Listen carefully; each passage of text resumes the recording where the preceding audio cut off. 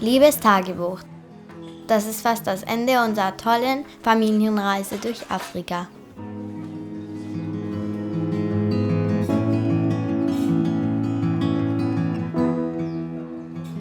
Vor fast 8 Monaten sagte Mama, pack dein Lieblingsspielzeug ein, wir fahren nach Afrika.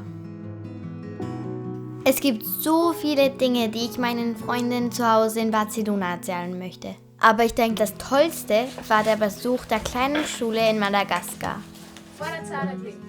Mein Name ist Amy und ich bin 7 Jahre alt. Mein Name ist Jason und ich bin 9 Jahre alt.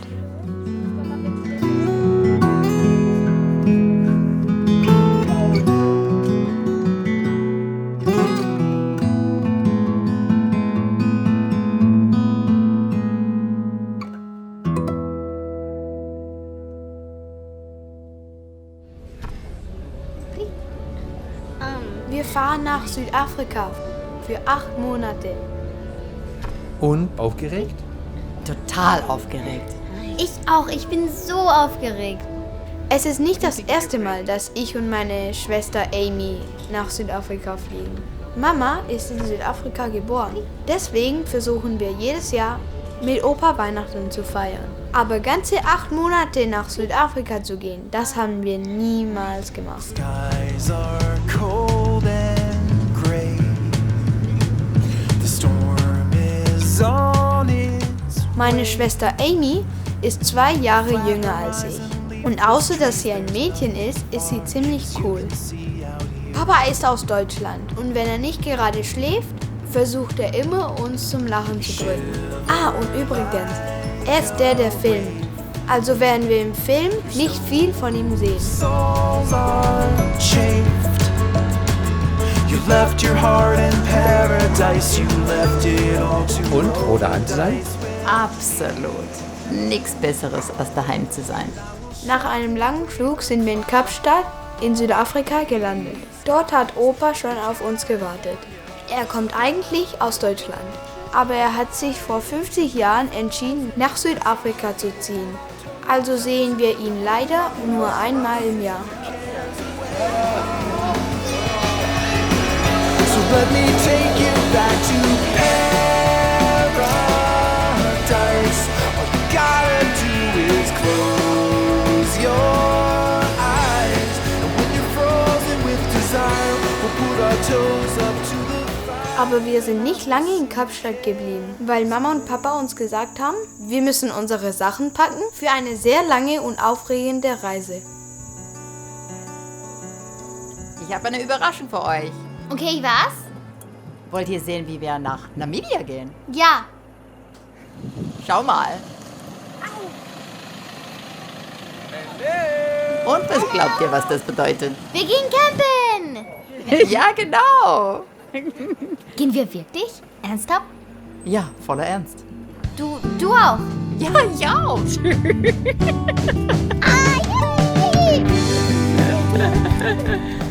Eine Reise nach Namibia in einem Campingwagen mit Mama. Ich konnte nicht glauben, dass das wahr ist. Wir sind fast da und wir gehen campen. Auf dem Dach. Hallo, jetzt sind wir auf dem Campingplatz. Und wir werden campen. Heute. Und Mami wird auch campen. Und was ist hier? Ein Campingplatz, unser Auto, das Camp, Berge, Felsen und die Familie. Und, bist du happy? Ja. Begeistert? Aha, sehr. Und Simsalabim, wir haben ein Zelt. Ich gehe rein. Ich liebe es. Wir haben ein Fenster. Wir haben ein Fenster.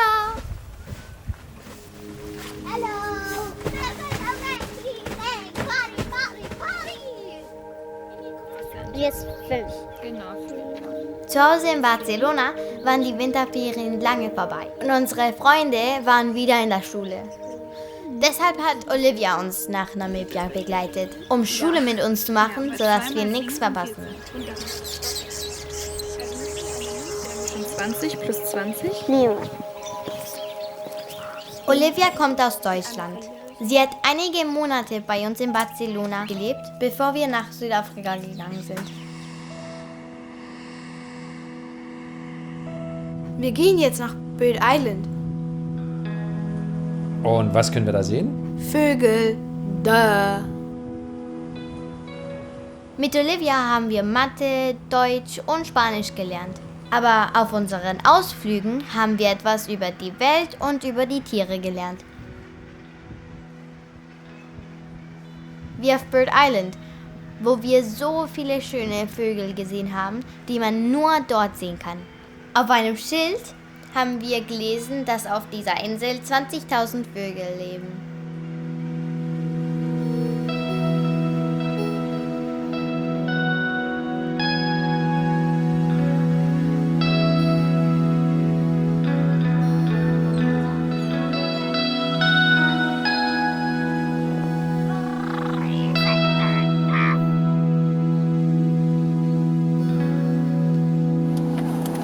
Und wo fahren wir hin heute? Namibia.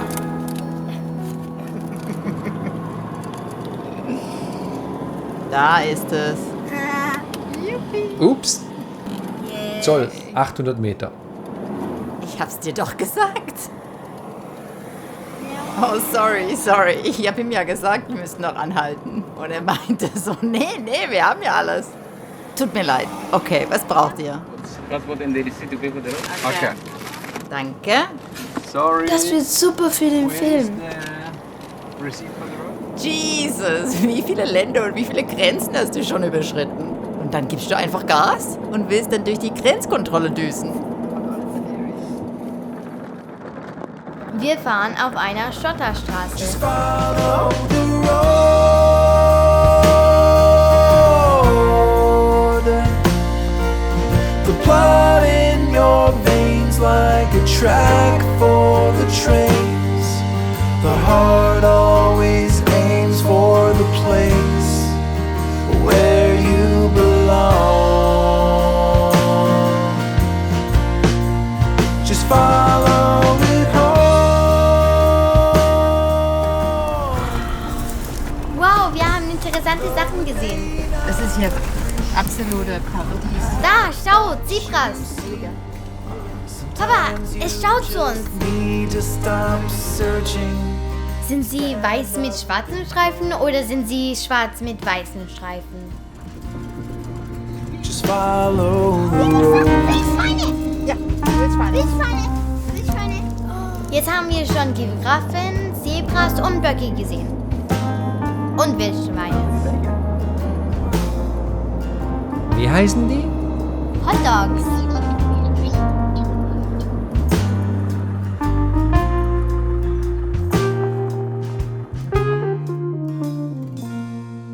Can love Hey, was hast du da? exist Eine unexpressed Ist, Kröte. with no way to show it to you in the flesh?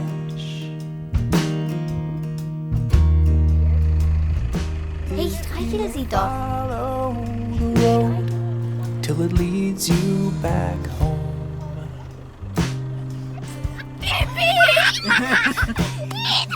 You'll find Er hat mir auf die Hand gepinkelt. is yet Nachts beim Zelten haben wir oft Fledermäuse gesehen. Oder wie ich sie nenne, Fledermausen.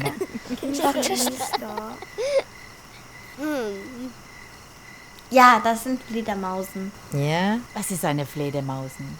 Das ist Amy-Sprache. Ah, Amy-Sprache. Ja? Mhm.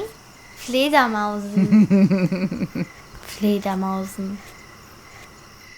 Ich liebe die Form von diesen Bäumen. Findet ihr nicht, dass es magisch ist? Ja, es ist wie ein Fenster. Ja, genau. Wie ein Fenster in den Himmel.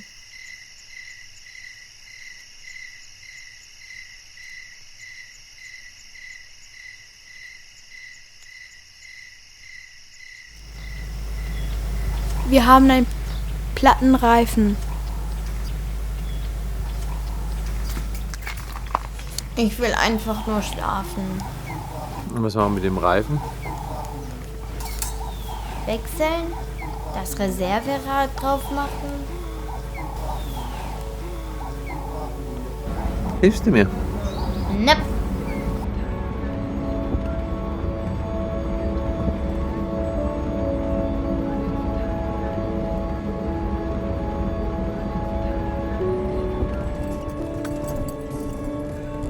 Hey, wo sind wir? Fish River Canyon.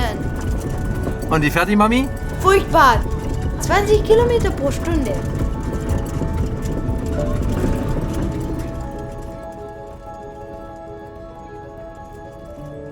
Den Fish River Canyon zu sehen, war mit das Beste, was wir erlebt haben. Kurz davor sind wir noch durch die heiße Wüste gefahren. Und plötzlich war vor uns dieser große, riesige Canyon. Mama hat gesagt, es ist der zweitgrößte Canyon in der Welt.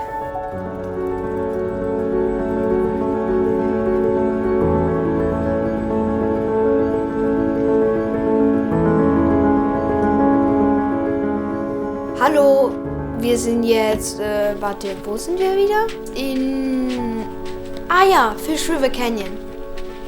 Da ist es. Wow. Oh. Wow, das ist echt cool. Ich zeig's dir, warte.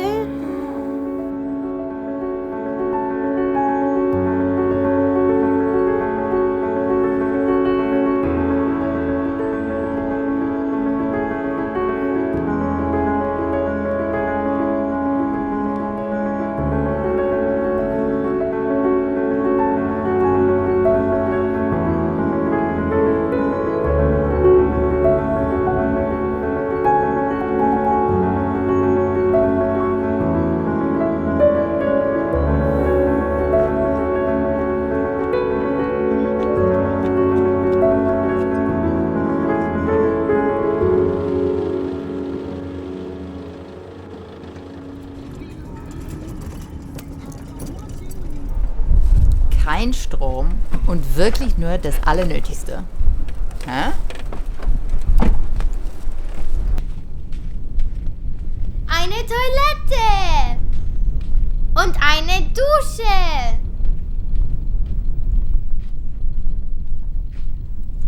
Unser nächster Campingplatz war mitten in der Wüste. Es gab keine Häuser, keine Geschäfte, keine Restaurants, nichts.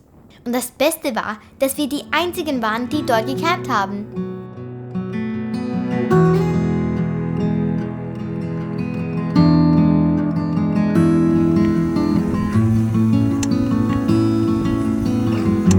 Schau, eine Libelle.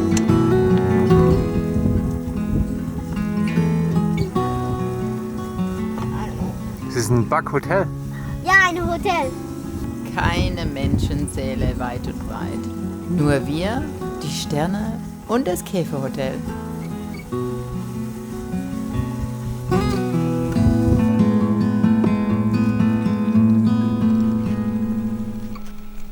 Okay, was ist letzte Nacht passiert? Tiere sind durchs Camp gelaufen.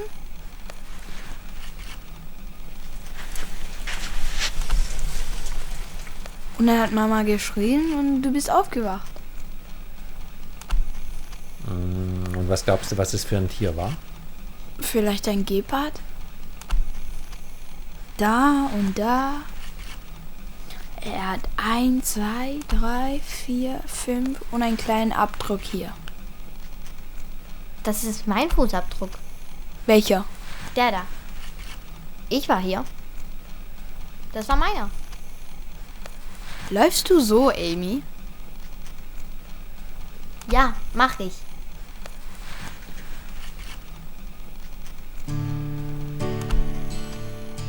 Wir wissen immer noch nicht, ob es ein Gepard war, der uns damals besucht hat. Das Lustige war, dass von dem Tag an Mami nicht mehr im Zelt auf dem Boden schlafen wollte. Von da an wollte sie immer in dem Zelt schlafen, das auf dem Auto war, weil sie zu viel Angst hatte vor den Tieren.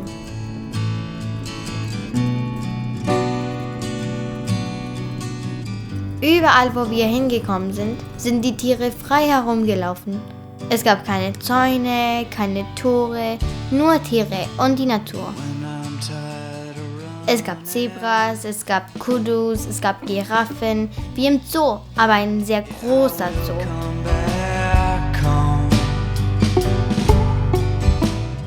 Aber dann sind wir an den Ort gekommen, von dem Papa uns immer erzählt hat, wo die größten Sanddünen der Welt sind. Ich habe sie mir ja groß vorgestellt, aber was wir gesehen haben, war gigantisch. Und natürlich wollten wir darauf klettern. Oh, ich bin am Sterben. Jason, du hast nur diesen kleinen Teil gemacht. Wir sind ganz früh morgens aufgestanden, bevor die Sonne zu heiß wird, und sind losgeklettert.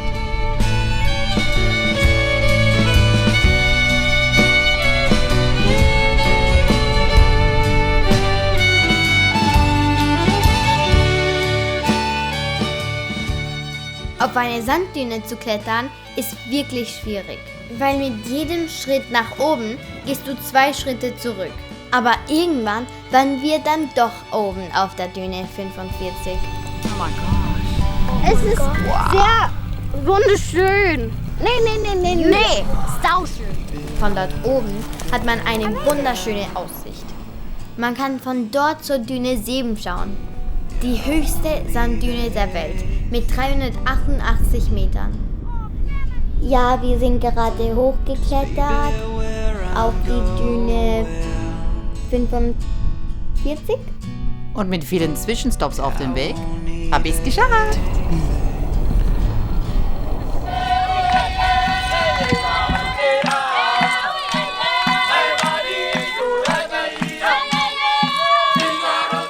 Wir haben ein Museum besucht, wo die Leute uns gezeigt haben, wie die früher gelebt haben. Sie hießen Damara und das war super interessant zu sehen, wie sie getanzt haben, was für Medikamente sie verwendet haben und wie sie Feuer gemacht haben und solche Sachen.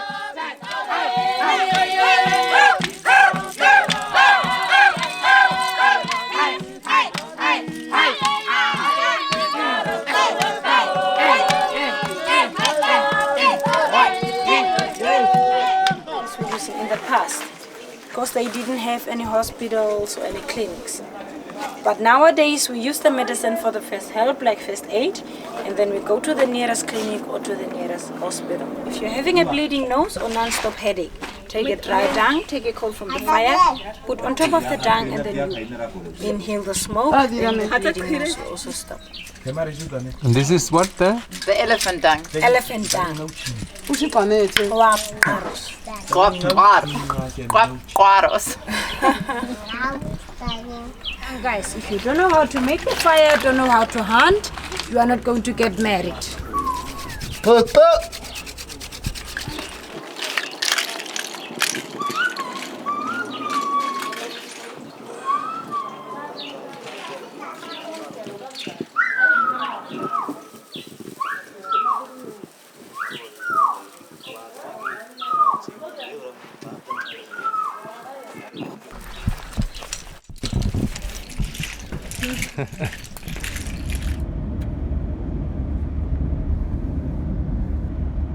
Hallo, wir sind unterwegs und es ist sehr schön hier.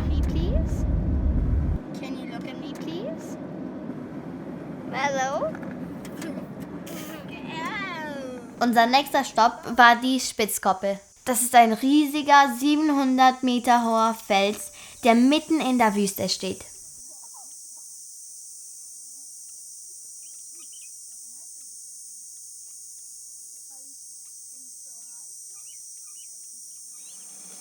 Willst du mit mir den Berg klettern?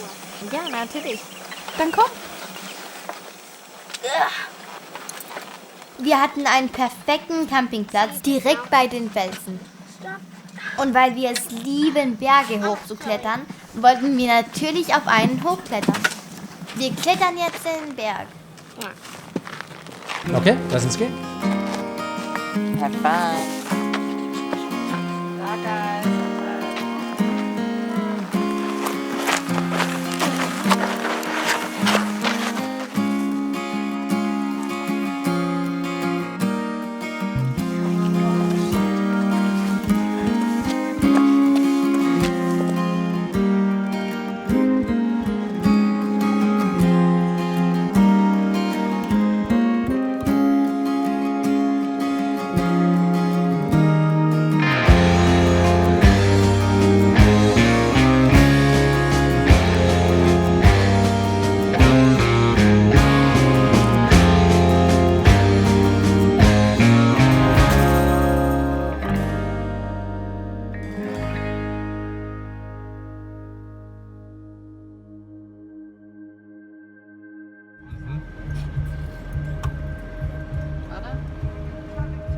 Hallo, wir gehen jetzt nach Etosha und wir werden viele Tiere sehen.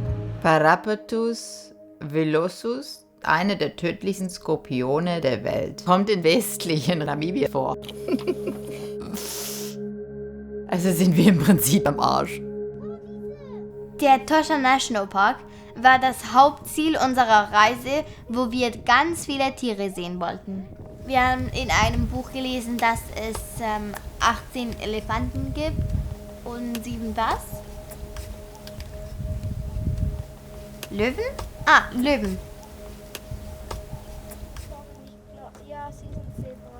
Und es war das erste Mal seit langer Zeit, dass wir nicht in den Zelten auf dem Dach von dem Auto geschlafen haben, sondern in einer tollen Lodge mit Swimmingpool. Ein Skorpion im Wasser. Als wir im Schwimmen waren, haben wir einen Skorpion im Wasser gesehen. Ui. Es ist ein tödlicher Skorpion. Und du hast keine Angst? Nicht wirklich. Ich habe keine Angst, Und warum? weil der Skorpion ja tot ist. Und deswegen habe ich keine Angst. Every cowboy, he always misses when he's aiming at the target in his head.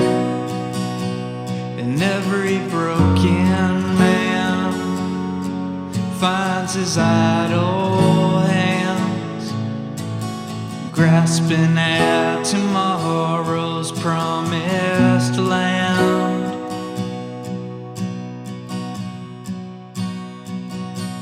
And I've been thinking about running, and I'll get out on the town just for myself. And that's when I saw her, and she looked right through me. And when I said I do that day, I really do. 'Cause every cowboy, he always misses his shot when he's aiming at the target in his head. And every broken man finds his idle hands grasping at tomorrow's promised land.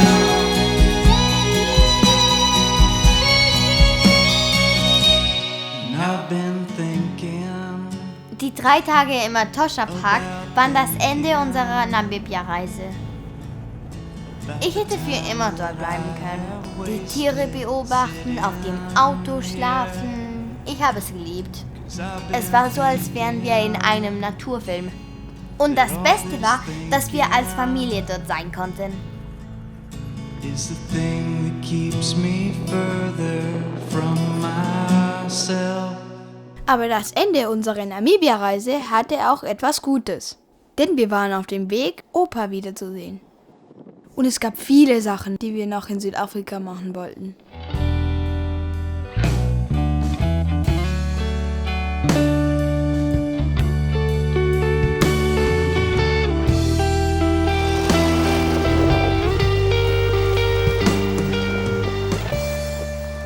Das Beste, was wir entdeckt haben, waren die Wellen. Papa liebt das Wasser und die Wellen. Und er wollte uns zeigen, wie cool es ist zu surfen. Also sind wir zum Strand gefahren mit dem alten Käfer, der früher das Auto von unserer Uroma war.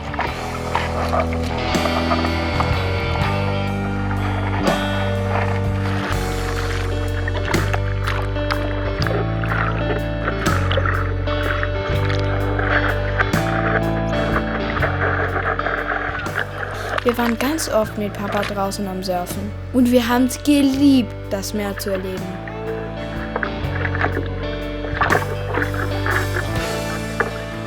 Einer der besten Trips war nach Coffee Bay an der Wild Coast.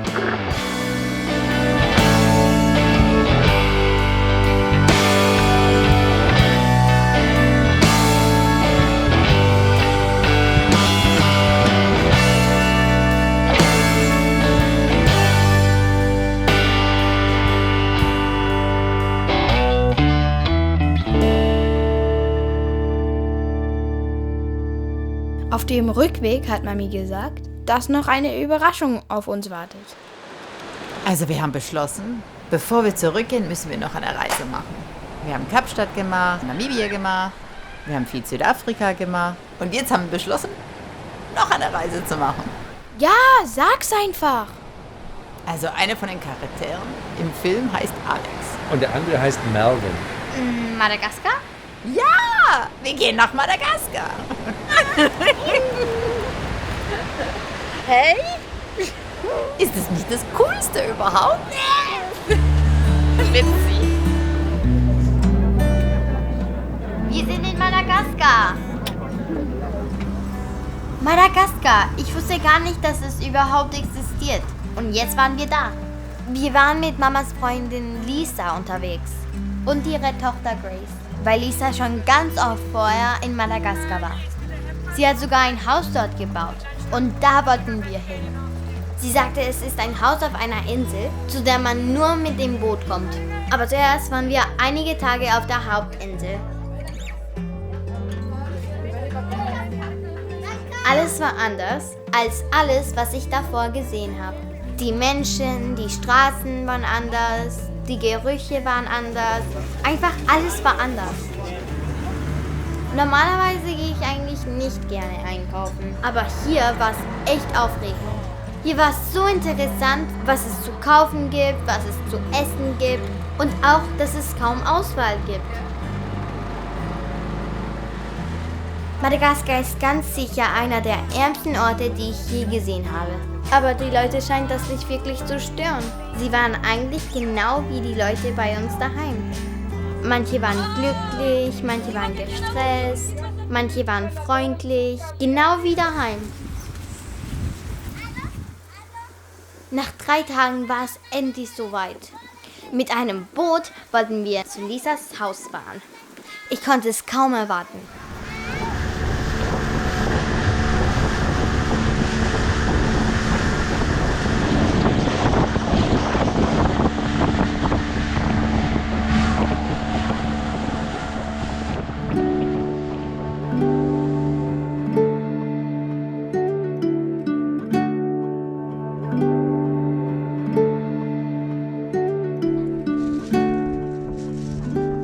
Lisas Zuhause sah genauso aus wie im Film Madagaskar. Das Haus war aus Holz und Palmblättern gebaut und dahinter war der Dschungel. Und das Beste war, dass es das einzige Haus in der ganzen Gegend war.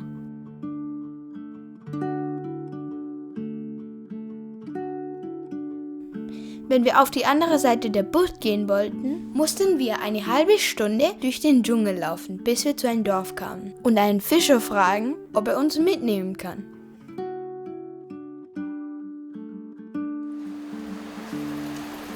Was ich mag hier, ist, dass es ist nur Natur, Wasser, Meer. Wir müssen nicht mit Autos fahren, wir fahren mit dem Boot, wenn wir zu einer anderen Bucht fahren wollen oder so.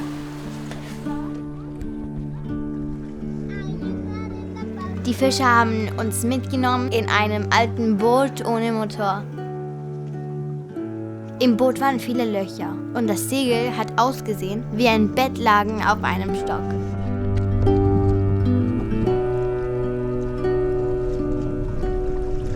Wir konnten leider nicht mit den Leuten sprechen, weil wir ihre Sprache nicht verstanden haben. Aber irgendwie waren sie die nettesten Leute, die man sich vorstellen kann.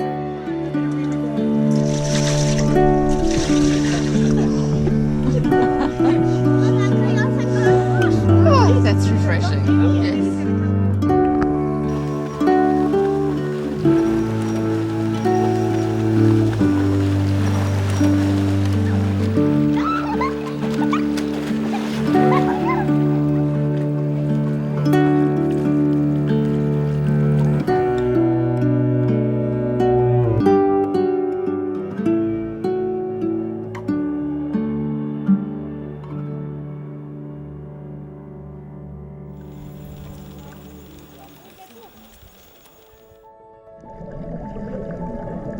Sogar Nemo haben wir in Madagaskar gefunden. Und viele andere Fische. Wir mussten nur unsere Schnorchelbrille aufsetzen und ins Wasser gehen. Und schon konnten wir Hunderte und Tausende Fische sehen. Es war wie in einem Aquarium zu schwimmen.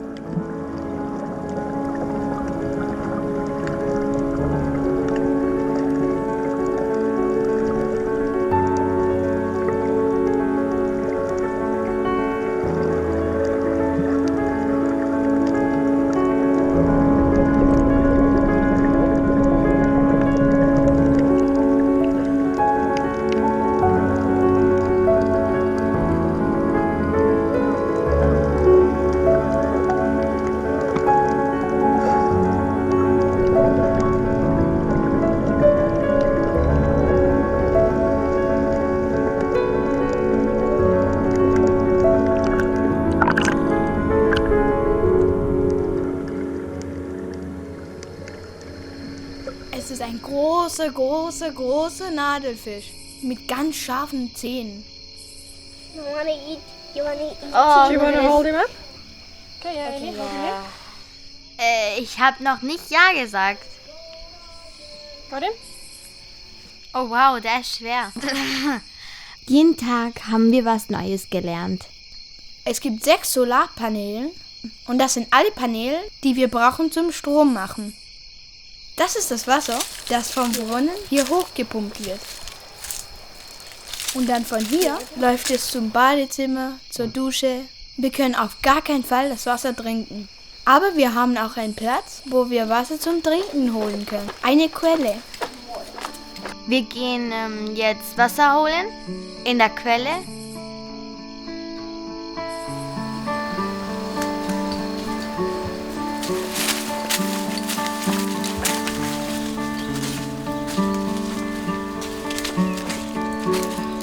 So, dann werden wir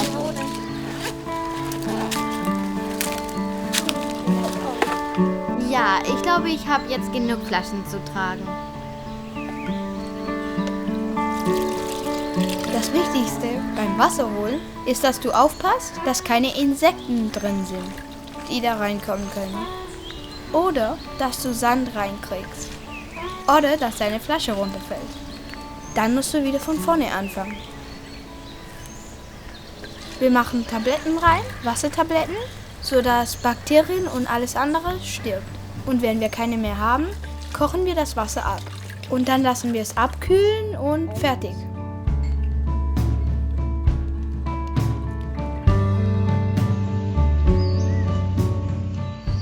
Natürlich haben wir im Dschungel auch die Lemuren gesehen. Die sehen genauso aus wie im Film Madagaskar. Wie der Dschungelkönig und seine Leute. Die sind so süß und haben so lustige Augen.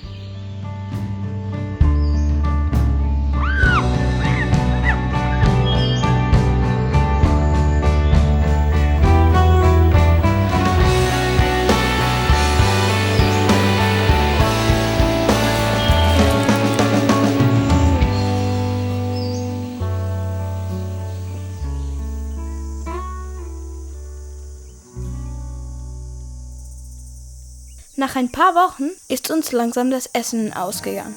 Wir sind in das Dorf in der Nähe gelaufen und wollten schauen, was wir dort finden können.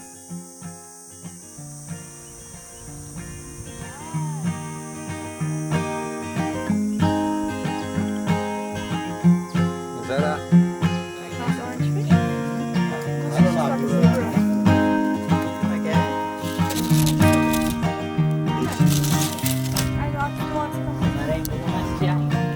Wow, die ganzen Fische.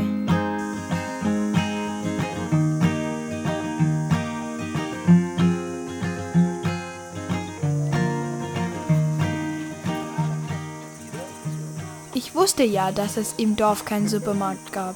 Aber ich hätte wirklich nicht gedacht, dass es dort gar nichts zum Kaufen gab. Es gab einen kleinen Laden, aber es gab fast nichts da drin.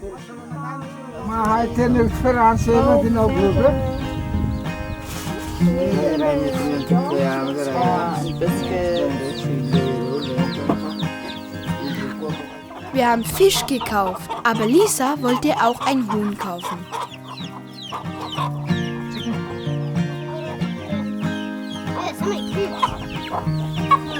much. She said that I don't want to take her mom from her babies.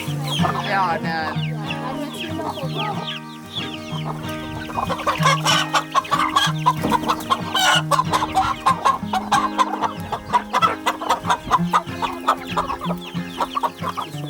Der ist so weich.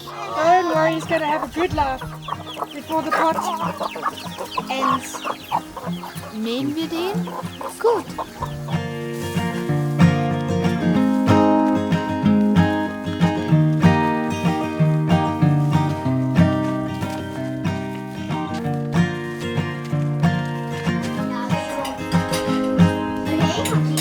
Wir haben das Huhn nicht gleich gegessen. Erst haben wir den Fisch gegessen, den wir gekauft haben. Das Huhn war noch zu dünn. Wir mussten es erst ein paar Tage füttern.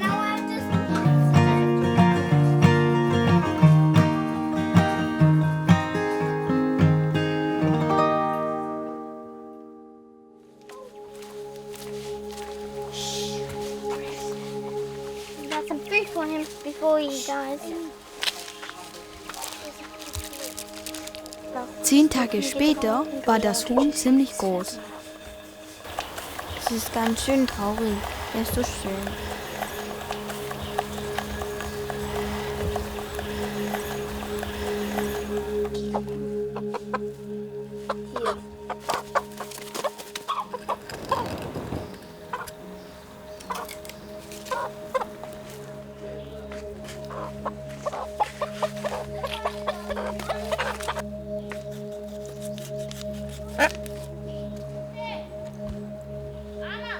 Just the way it goes when you're something down. Goodbye, chicken. There we go. Soldier doing it. Oh, no, he's dead now. Just his last heart beating heart, and then his brain's finished. Oh, thank you. I thought that was mine. Would you like an onion? Wir essen jetzt das Huhn, das wir ein paar Tage gefüttert haben. Und heute Morgen What about you? What about a potato? haben wir es geschlachtet und jetzt essen wir es. Only one. Well, hey, where's my chicken? I also want a I've got potato. it.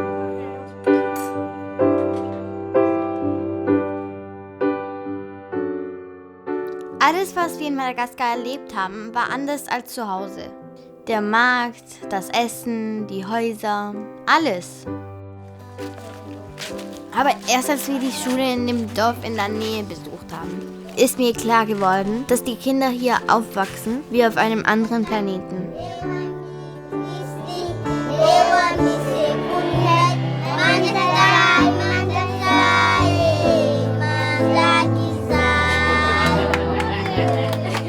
I officially started the school in 2014. So often a villager would come past and they'd buy some stuff, and then they'd ask me please to open a school for their children. And every time I'd say, I'm sorry, but I'm just not interested. But you know what? I have a child of my own now. And when she was growing up, I thought to myself, they're so precious. I can't possibly leave the children of the village without a school. So from that moment I made plans, and they've come to light. Now the children of the village have a school. What are you doing? Go to the beach. You're the reason.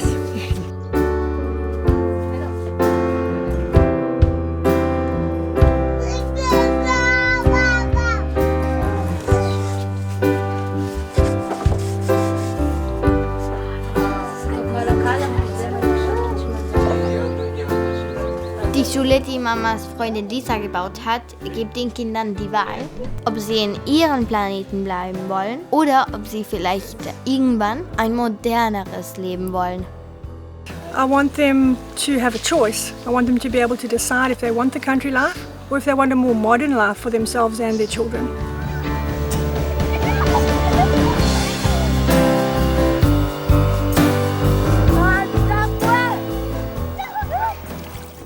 Mit den Kindern auf Madagaskar zu spielen, war genauso wie mit unseren Freunden in Barcelona zu spielen.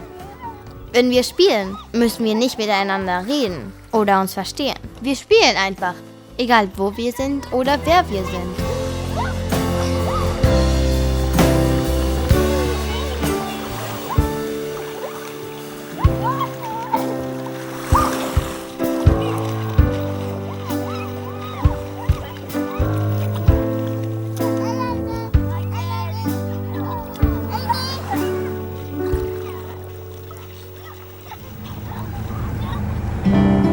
Madagaskar war das Ende unserer wunderschönen Reise.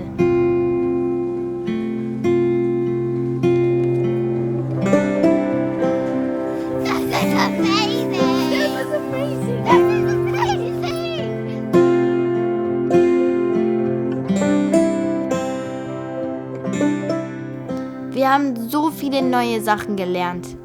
Wir haben so viele tolle Orte gesehen und so viele neue Freunde gefunden. Das Einzige, das ich immer noch nicht weiß, ist, wo werden wir mit Mama und Papa das nächste Mal hingehen?